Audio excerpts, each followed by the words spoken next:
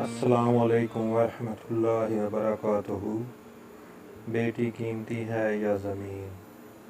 بوڑھے باپ نے تلاوت ختم کی، قرآن کو بند کر دیا، آنکھوں سے لگایا اور احترام سے سرہانے رکھ دیا۔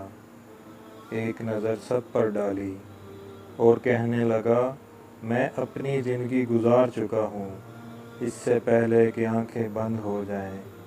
اپنی جائیداد تم میں تقسیم کر کے جاؤں گا، سب کو اچھا خاصا حصہ ملے گا، مگر یہ تمہاری ذمہ داری ہے کہ تم اپنی بہنوں کو مجبور کرو کہ وہ اپنے حق سے دستبردار ہو جائیں، ورنہ کیا ہوگا ابا جان؟ سب سے چھوٹا پوچھ بیٹھا۔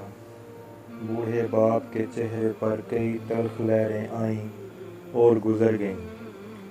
ہونٹوں پر زبان پھیر کر بولا، ورنہ تمہارے باپ کی زمین غیروں میں چلی جائے گی۔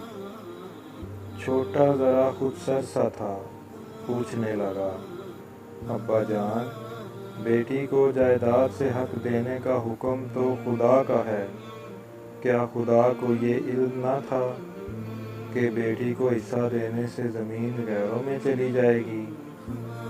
کمرے میں خاموشی چھا گئی۔